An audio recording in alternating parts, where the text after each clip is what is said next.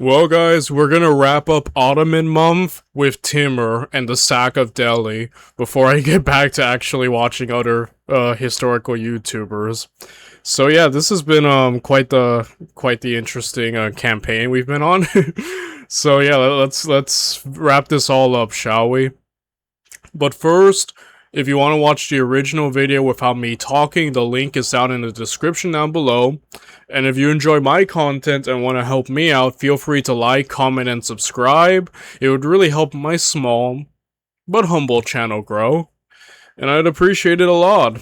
With that said, and now without any further ado, let's look at the sack of Delhi by kings and generals.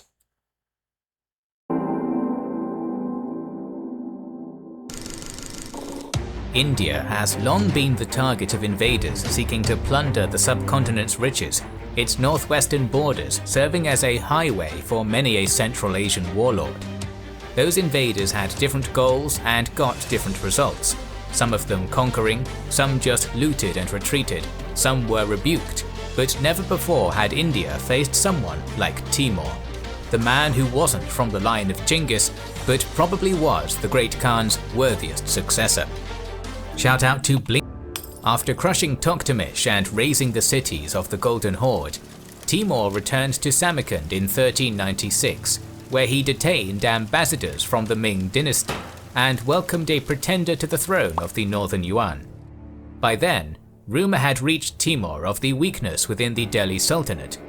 As we covered in a previous video, the Delhi Sultans, especially Alauddin Khalji, had successfully repelled repeated Mongolian attacks in the later 13th and early 14th centuries. On Alauddin's death in 1316, he was succeeded by a young son, with his vizier Malik Kafur acting as regent. Kafur was quickly murdered, and Alauddin's son deposed by a brother, Mubarak Shah. Mubarak Shah ruled for only 4 years before he was murdered by his vizier in 1320, ending Delhi's Khalji dynasty. The usurper was quickly overthrown by one of Alauddin Khalji's generals, Ghiyas al-Din Tughlaq. Sources of the period indicate Ghiyas al-Din was of nomadic background, possibly Mongol or Negaderi, who had entered the Sultanate during the reign of Alauddin Khalji's uncle. The long reigns of his successors, Muhammad Tughlaq and Firuz Shah, were stable, but saw the slow decline of Delhi's power, and permanent losses of Bengal and of the Deccan. The end of Firuz Shah's reign in particular saw the emergence of new factions when illness incapacitated him in his final years, such as his small army of slaves and a scheming vizier who tried to turn the Sultan against his only surviving son, Prince Muhammad. After Firuz Shah's death in 1388, the Delhi court exploded into political infighting. Firuz Shah's grandson was killed a few months after becoming Sultan, and another grandson was appointed in his stead. Prince Muhammad made 3 attempts to take the capital before finally gaining entry, killing his father's slaves and expelling the reigning Sultan in late 1390. For all his efforts, Muhammad died 4 years later in January 1394.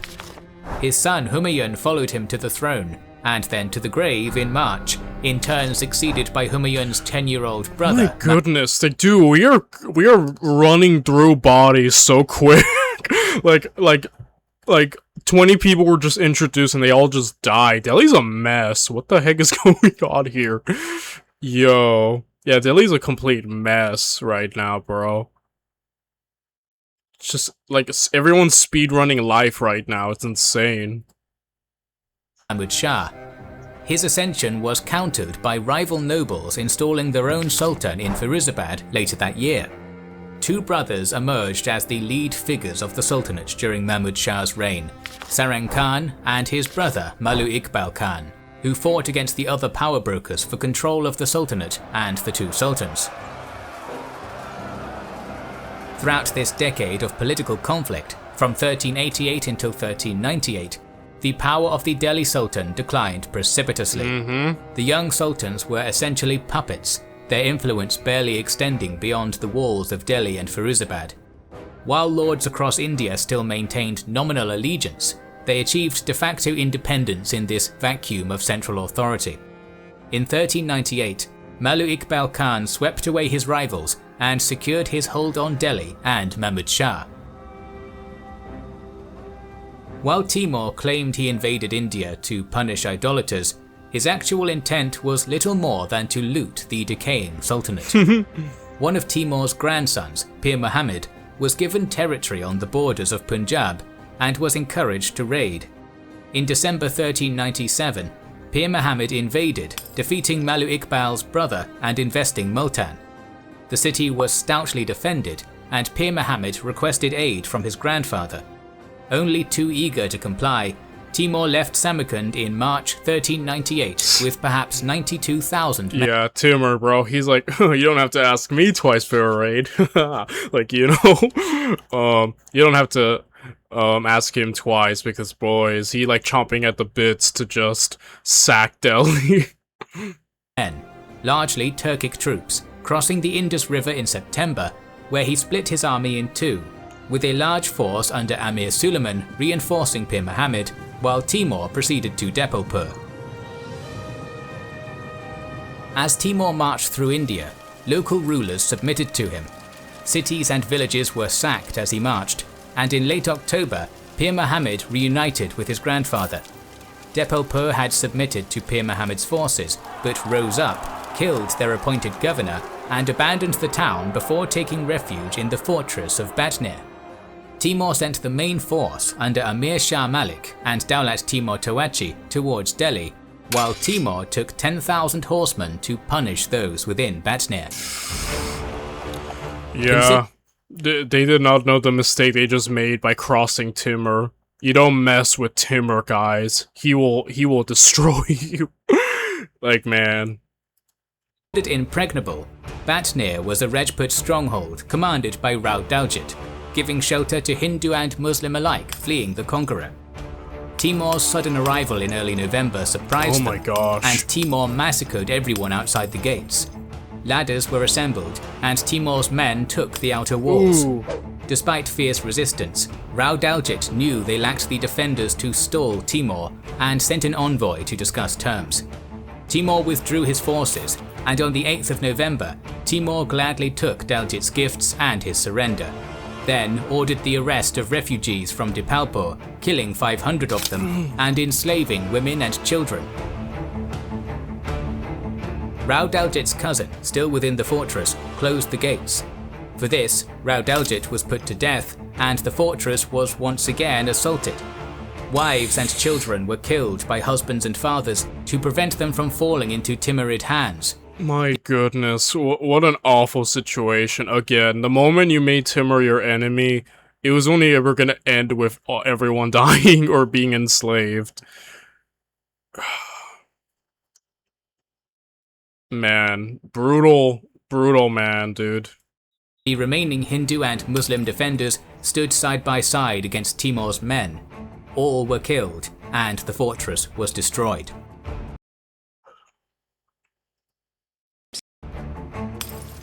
Timur then continued towards Delhi, sacking, burning and massacring as he went, caring little if the victims were Hindus or Muslims.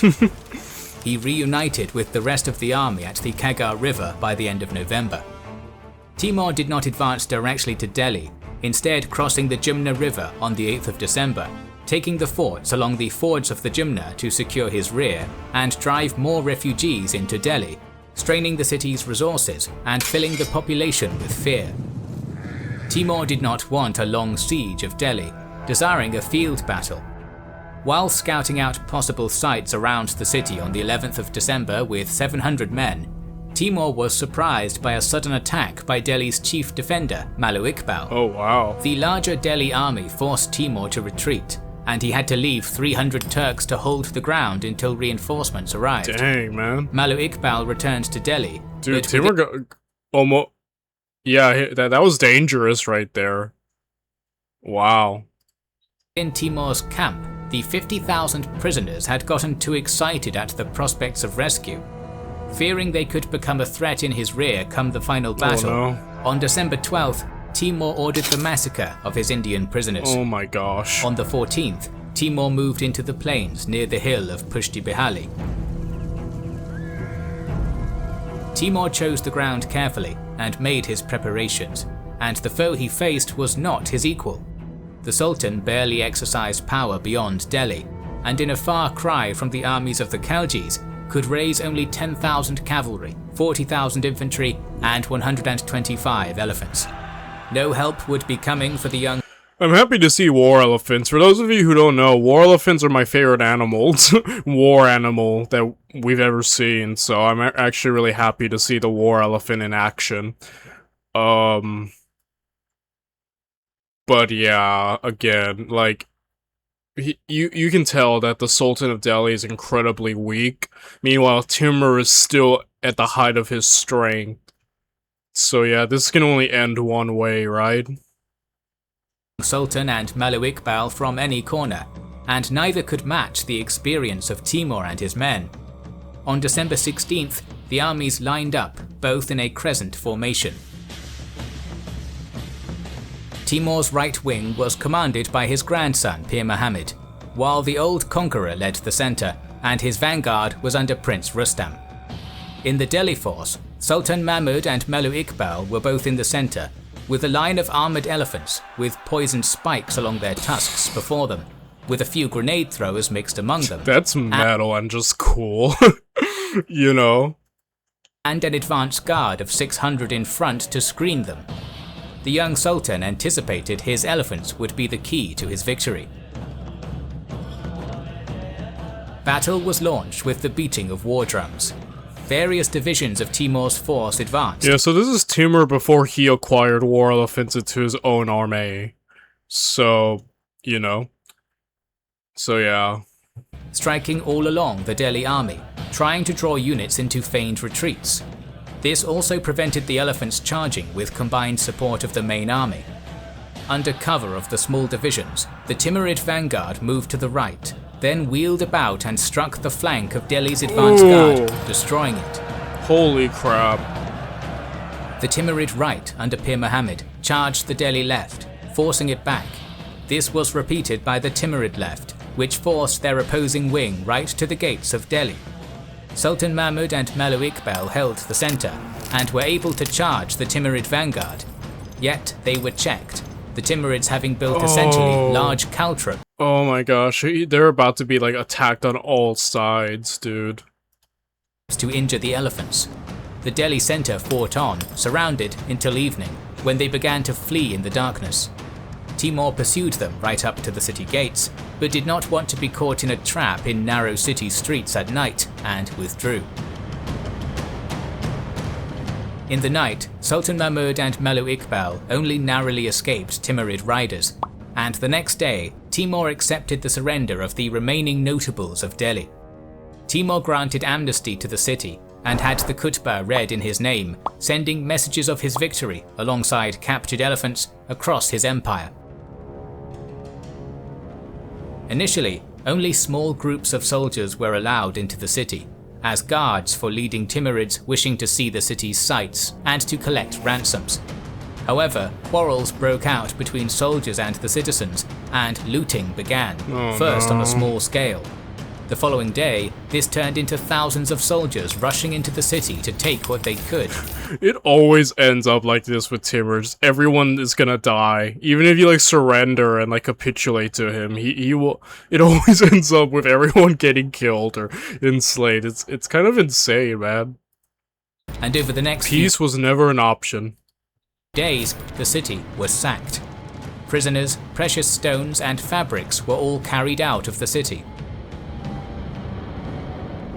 Although Timur insisted he did not order the plunder, when news reached him that people were resisting and were held up within the Jama Masjid, he ordered his generals to kill them on the 21st. Oh my gosh, dude. The entire city was now left to the depredations of Timur's entire army for the next week, killing and burning whoever was left within.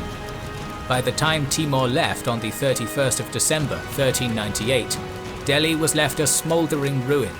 The poor souls who had survived the assault were left with famine and disease, and it would be 15 years before Delhi again had a stable government.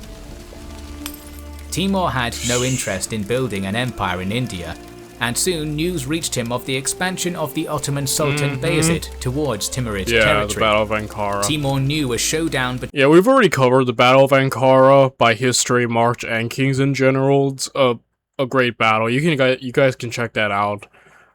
For those of you who are new, but yeah, a great battle.